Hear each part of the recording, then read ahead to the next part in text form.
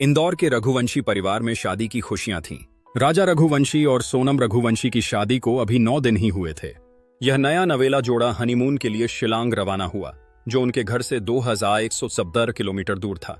Airport पर रुकते वक्त राजा ने सोनम के साथ एक तस्वीर खींची और उसे परिवार के व्हाट्सएप ग्रुप में साझा किया।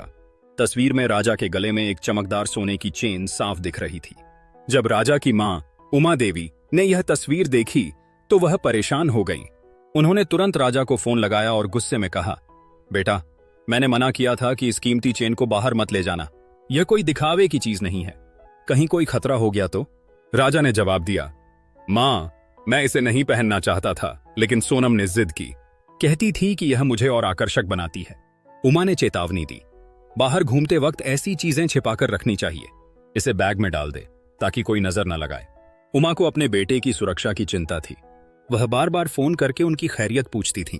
लेकिन 23 मई 2025 को दोपहर 1:45 बजे सोनम से उनकी आखिरी बात हुई। इसके बाद राजा और सोनम का कोई संपर्क नहीं रहा। गायब होने का रहस्य जब राजा का फोन बंद मिला तो परिवार घबरा गया। राजा का भाई बिपिन और सोनम का भाई गोविंद तुरंत शिलांग पहुंचे। वहां स्थानीय पुलिस ने शुरुआत में ज्यादा ध्यान नहीं दिया। हताश होकर परिवार ने सोशल मीडिया पर मदद मांगी और देखते ही देखते यह मामला वायरल हो गया। यूजर्स ने इसे इतना उछाला कि मध्य प्रदेश के मुख्यमंत्री और फिर केंद्रीय गृह मंत्रालय तक बात पहुंची। मीडिया ने भी इसकी हर पल की खबर दिखानी शुरू कर दी। लगभग 2 हफ्ते बाद 2 जून 2025 को शिलांग के सोहरा इलाके की एक गहरी खाई में एक शव मिला। शव के हाथ पर राजा लिखा टैटू था, जिससे उसकी पहचान राजा रघुवंशी के रूप में हुई। पास ही एक लाल काली जैकेट और एक सफेद शर्ट मिली, जिस पर खून के कुछ निशान थे। पुलिस को शक हुआ कि यह सोनम की हो सकती है। पहले लगा कि सोनम भी खतरे में है, लेकिन उसका कोई सुराग नहीं मिला। साजिश का पर्दा पुलिस ने एक विशेष जांच दल बनाया। एक स्थानीय गाइड ऑल्बर्ट पेड ने बताया कि 23 मई 2025 की सुबह उसने राजा और सोनम को 3 अजनबी लोगों के साथ देखा था। वे आपस में हिंदी में बात कर रहे थे और गाइड की मदद ठुकरा दी थी। एक सीसीटीवी फुटेज में सोनम को एक लाल ऑल्टो कार के पास फोन पर बात करते देखा गया और पास में 2 संदिग्ध लोग दिखाई दिए। पुलिस ने तकनीकी जांच शुरू की और मोबाइल डेटा खंगाला। पता चला कि सोनम का एक पुराने दोस्त राज कुशवाहा से गहरा रिश्ता था।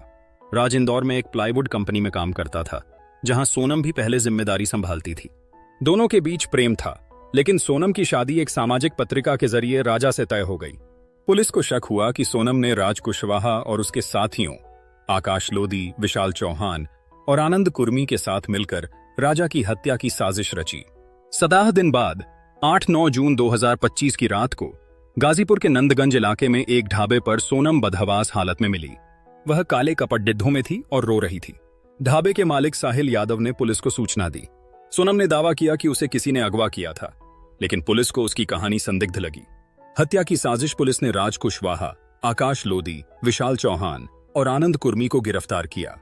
पूछताछ में सामने आया कि सोनम और राज कुशवाहा ने मिलकर राजा की हत्या की योजना बनाई थी। शिलांग को इसलिए चुना गया क्योंकि वहां पहले भी लोग गायब हुए थे और मामले अनसुलझे रह गए थे। सोने की चेन को लूट का बहाना बनाने के लिए इस्तेमाल किया गया ताकि हत्या को डकैती का रूप दिया जा सके। लेकिन सोशल मीडिया की ताकत और पुलिस की मुस्तैदी ने इस साजिश को बेनकाब कर दिया। उमा देवी ने मीडिया से कहा, मुझे पहले से शक था, लेकिन मैं अपनी बहू पर इल्जाम नहीं लगाना चाहती थी। मेरा बेटा चला गया और अब सच सामने आ रहा है। दोस्तों, यह कहानी सुनाने का उद्देश्य केवल आप लोगों को सतर्क जागरूक करना था, किसी को हताश या परेशान करना नहीं था। धन्यवाद।